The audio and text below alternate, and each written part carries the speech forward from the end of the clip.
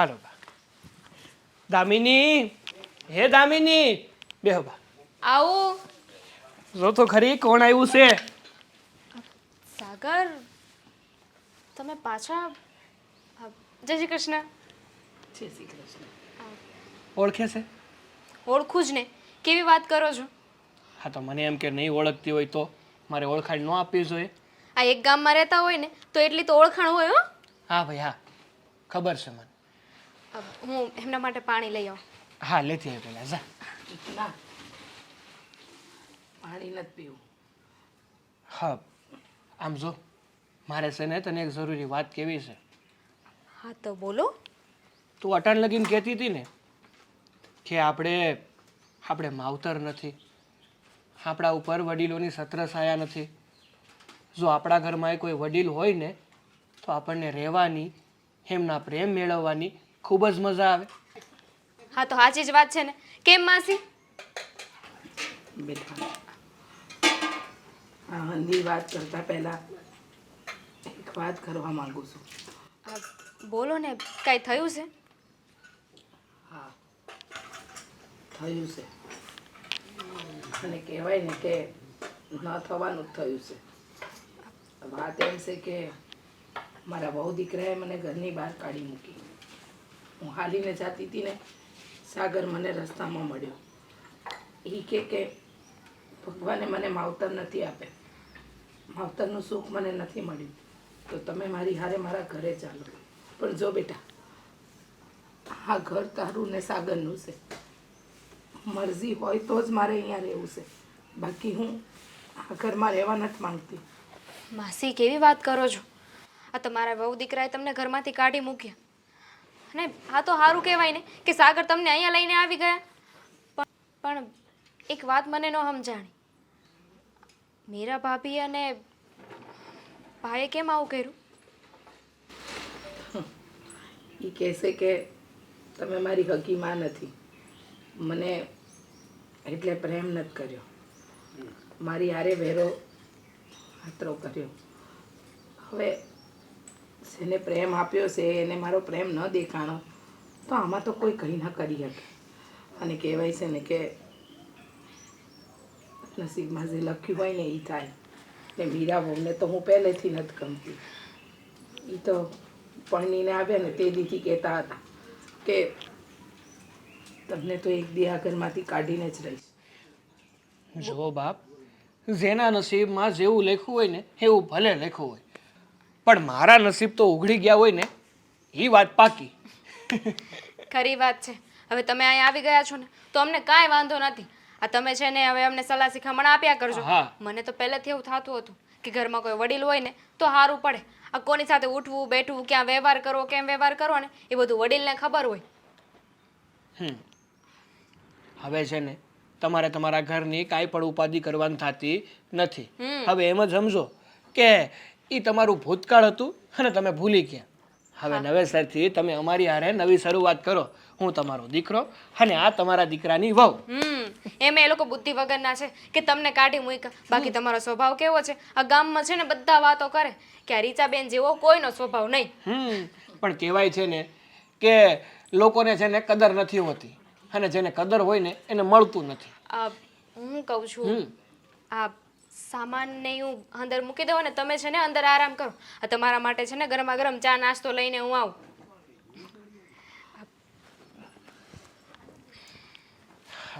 સાચવીને જજો. હા, હું સામાન મૂકીને આવું. હાલ.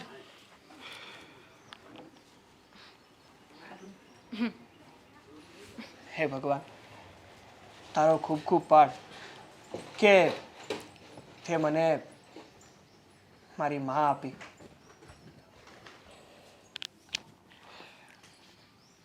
સાગર, હા આપણે આવી રીતે અમને ઘરે તો લઈ આવ્યા છીએ, હા તો પણ એમના દીકરાઓ આપણને કાંઈ કહે તો?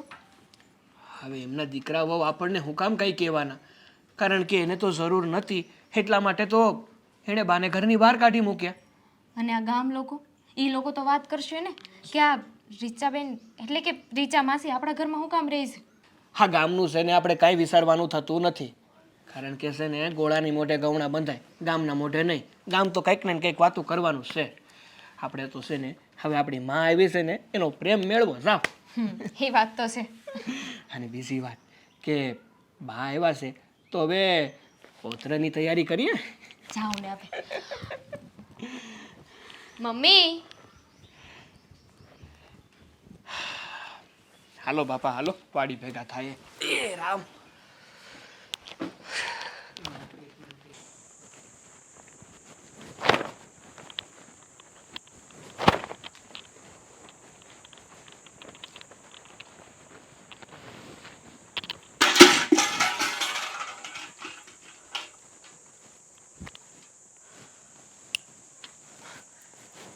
ડોલનો ઘા થઈ ગયો, ભૂલમાં થયો કે જાણી જોઈને?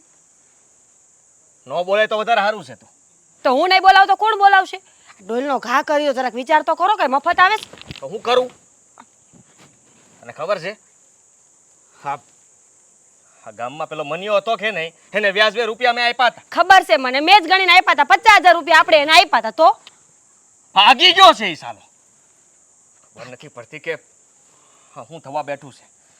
ભાગી ગયો છે એટલે કેવા હું માંગો છો તમે? હા. ભાગી ગયો એમ થોડું હાલે? કઈ 50,000 રૂપિયા છે? કઈ રમત વાત નથી. તમે હું વાતું કરો છો આ બધી? ઘેરે ગયો તો એના તાળું માર્યું છે.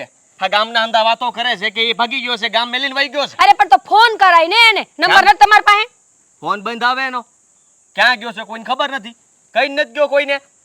સમજાતું નથી કે આના ઉપર ભરોસો કર્યો અને આરોપ મારા રૂપિયા લઈને ભાગી ગયો. તમે બુદ્ધિ વગરના ધંધા તમારા જ હોય બધાય. કહેતી હતી ને કે નથી દેવા પૈસા એમ, તેથી તો મોટા ઉપાડે. ના ના, આખા ગામ કરતા વધારે વ્યાજ આપશે. હવે રહેવા દે. તું મને કહેતી હતી કે કેટલું વ્યાજ મળશે, કેટલા રૂપિયા મળશે. તો હા તો મેં કીધું તને કે વધારે વ્યાજ આપે છે. અને વ્યાજ તો આપણે છે ને, મને લાગે છે કે તારા નાના પરસુવન ખર્ચા તો બધા થઈ જાય. ત્યારે તો તું બહુ રાજી થઈ હતી. હવે તને વાંધો આવે છે રૂપિયા ગયા એટલે? તે વાંધો જ આવે ને. રૂપિયા વ્યાજે આપવાનું કીધું તું. આ માણા ભાગી જાય ઈ મને નહોતી ખબર. સાડેના પેટમાં ગરી નીકળ્યો એમ વાતું કરો છો તમે તો. જો હો વાતની એક વાત, મને મારા 50,000 રૂપિયા ગણીને હાઈ સુધીમાં જોવે. અરે ક્યાંથી લાવું હા સુધીમાં? એ માણા જ નથી મળતો તો રૂપિયા ક્યાંથી મળવાના છે? તો હું શું કરું? ઈ માણસ એને ગામ મૂકીને વયો ગયો છે, કઈ દુનિયા મૂકીને નથી ગયો. ગમે ત્યાંથી માણાને ગોતો અને પૈસા લઈને આવો, સમજ્યા? મળશે તો લાવી. તને કહી દઉં છું કે મારે એકને લાલચ નહોતી, તારે લાલચ હતી અને એટલા માટે તે હા પાડી હતી. ઠીક, તો બધું મને પૂછીને જ કરો છો એમ ને તમે? ખબર જ હતી મને. હા શું બોલો? આ મન્યો વયો ગયો છે કે પછી માથે રહીને ભગાડ્યો છે? તો હું કામ બગાડું? બની શકે કે 25,000 રૂપિયા ભાગમાં આવતા હોય તો દારૂ જુગારમાં ક્યાંક કામ આવે. હવે ખોટાડી થામા, એવું કાંઈ મેં કર્યું. અને રહી વાત તો તને ખબર જ છે ને, આ હંધો માલે પડ્યો છે આપણો. આ કોઈ વેપારી આપણને ભાવ નથી આપતું. સમજાતું નથી, ગામમાં બધાના માલ લઈ જઈશ, આપણો માલ કેમ નથી લેવા આવતા? પેટમાં કપટ હોય એટલે. જ્યારે ભાવ આવતો હતો ને ત્યારે કીધું તું કે વેચી નાખો, ત્યારે તો ડબલ ભાવ લેવો તો. હઈ, તારા ધંધા, આપણી નીતિ ખરાબ હોય ને એટલા માટે બધું થાય છે. અને નામ બધું મારા ઉપર આપવાનું તારે. આ સારું કહેવાય. કંઈ પણ થાય એટલે વાંક મારો. તમારો જ વાંક આવે. જણ જ બધું કરતા હોય, સમજ્યા? અને તેવડ ન હોય ને તો ઘરનો બધો હિસાબ હું કરતી જાવ. હવે હિસાબ તું હું રાખવાની? આટલો હિસાબ કર્યો છે કે ઓછો છે?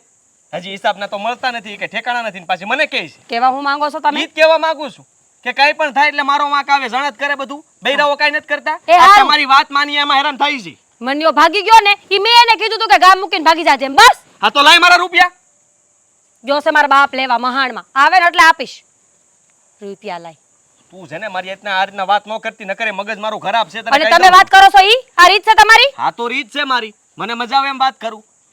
તો મને મજા આવે ને એમ વાત કરું. હવે ડોલનો ઘા કર્યો છે ને ઈ લઈ આવો. જાઓ. હું નહીં લાવું, કહી દઉં છું. તો ભલે પડી, હુંય નહીં લાવું. સામેલ જા ફટાફટ, મગજ ખરાબ થયો છે મારો. દૂધ હશે તો બનશે, નકર નહીં બને. આય બાપ. હવે કહેતી નહીં કોઈ દિવસ વ્યાજે રૂપિયા આપો એમ. ન્યો મળી જાય તો સારું.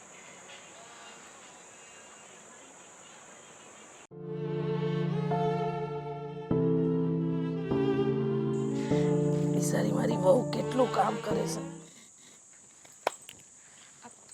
મી શું કરું છું? લાવ આ બધું મને આપી દો, હું કામ કરું છું. તમને કેટલી વાર કહ્યું છે કે તમારે કોઈ કામ નથી કરવાનું? અરે તમને કેટલી વાર કહ્યું છે કે આમ એકલા એકલા હંધાય કામ ન કરાય. થોડું ઘણું હું કરી લઉં તો એમાં શું થઈ ગયું? આ તમે આવ્યા ત્યારે મેં તમને શું કીધું હતું કે તમારે કામ નથી કરવાનું, તમારે મને હુકમ કરવાનો છે. હુકુમ ને હુકમ જ તો કરું છું. આ જુઓ તો ખરા, આ ઘરની અંદર રાજરાણીની જેમ રહું છું. કોઈ છે મને તકલીફ? હવે નાના મોટા કામ તો કરાય દામિની બહુ. હા તો હજુ કેટલું કામ કરવું છે? આ આખી જિંદગી તમે કામ કર્યું કે નહીં? અત્યાર સુધી તમે આ તમારા દીકરાને મોટો કર્યો, એટલે આજે જ બધું કર્યું છે ને, તો એમાં શું થઈ ગયું? હવે છે ને તમારે આરામ કરવાનો સમય આવી ગયો છે. અરે બસ મસ્ત શાંતિથી ઓલા ખાટલે બેહો અને આરામ કરો. એમ જીવનમાં છે ને ભગવાને ઘણા રૂપ બતાવે. વિચાર્યું નહોતું કે એક દીકરો લાત મારીને કાઢી મૂકશે અને બીજા દીકરાને ત્યાં માને ભગવાન તરીકે પૂજવામાં આવશે. દામિની બહુ સાચું કહું, જ્યારે આદિત્યએ મને ઘરની બહાર કાઢીને ત્યારે વિચાર્યું નહોતું કે ક્યાં જઈશ. પણ કહેવાય છે ને કે ખરા દિલથી તમે કોઈકની પાછળ તમારો જીવ રેડ્યો હોય ને તો કુદરત ક્યારેય તમને હેરાન નથી કરતો. મમ્મી, આને છે ને કર્મો કહેવાય. આ તમે આખી જિંદગી કોઈનું કાંઈ ખરાબ નથી કર્યું, તો તમારી યાર ભગવાન કેવી રીતે ખરાબ કરી શકે? અને હવે દુઃખી ન થાવ. જે થવાનું હતું ને થઈ ગયું. અત્યાર સુધી તમે બહુ દુઃખ જોયા છે, પણ હવે નહીં. કોઈએ સાચું જ કહ્યું છે કે જેની પાસે જે વસ્તુ હોય ને એની એને ક્યારેય કદર જ ના થાય. જ્યારે એ વસ્તુ એની પાસેથી છીનવાઈ જાય ને ત્યારે એની કદર થાય કે મારી પાસે આ વસ્તુ હતી ત્યારે સારું હતું. સાચી વાત છે, હાવ સાચું કીધું તમે. પણ આવી કદર કરનારાય બહુ ઓછા છે. જોઈ લે ને, તમારા લોકો હારે મારો કોઈ સંબંધ નહીં, છતાંય તમે લોકો પૂતિકા હોવ ને એમ રાખ્યું. અને આદિત્ય જેની હારે લોહીના સંબંધ નહીં પણ નાનેથી મોટો મા તરીકે મેં કર્યો છે, એને ક્યારેય ઊણી આંચ ન થવા દીધી.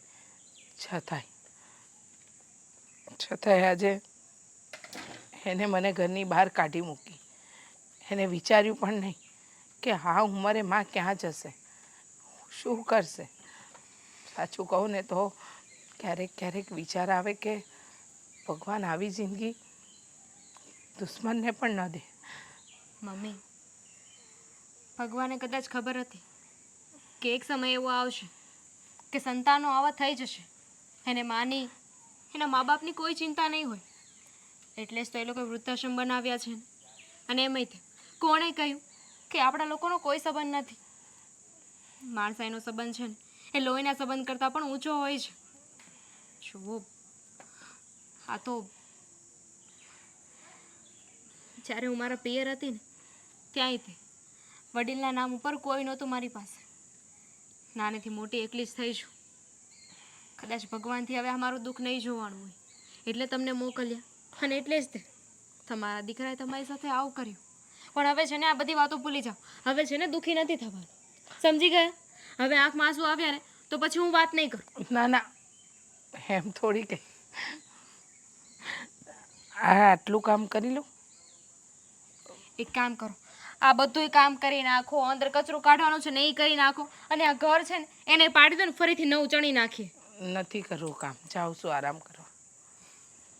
એ કઈ જોઈ તો કેજો. એ હા, હાલો.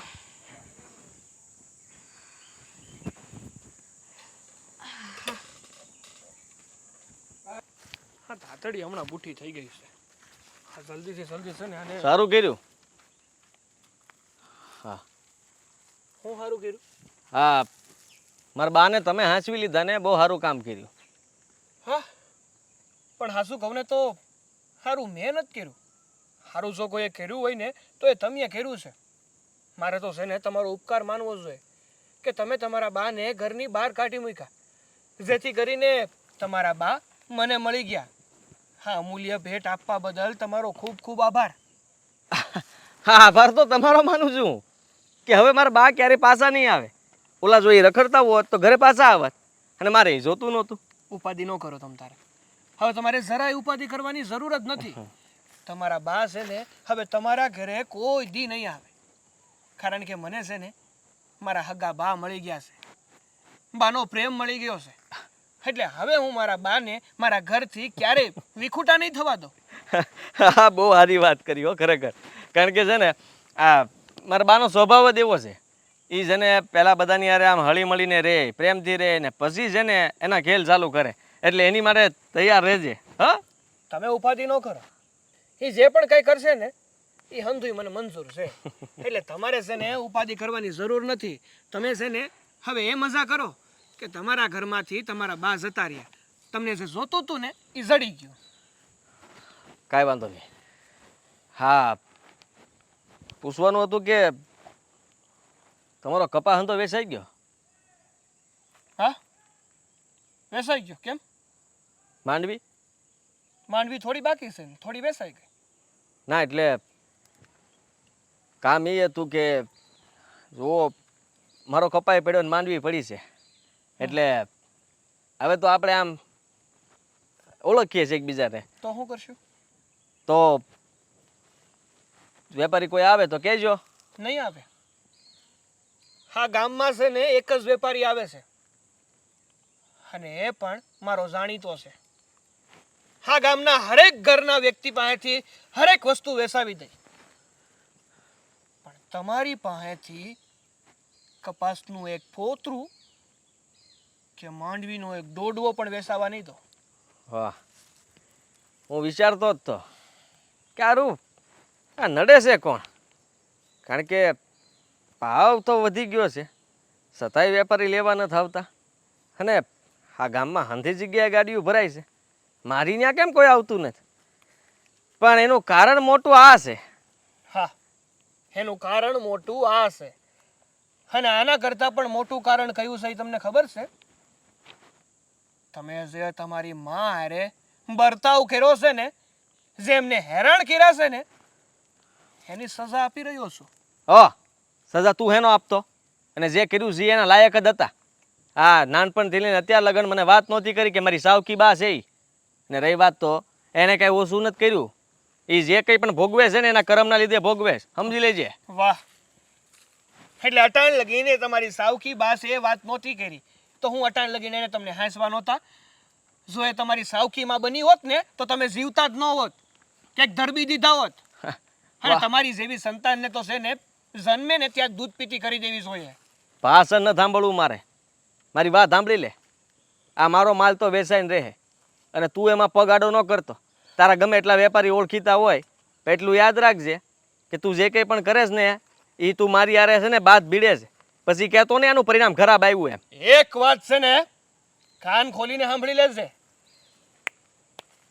કે તારો માલ તો હા ગામની બહાર ક્યારેય નહીં જાય. હેડવી દઈ છે ને, પણ ગામની બહાર નહીં જવા દો. યાદ રાખજે તું. તું યાદ રાખજે. હું અહીંયા જોઉં છું કે મારો માલ આ ગામમાંથી બહાર કેમ નથી જતો. હે હા જોઈએ ને.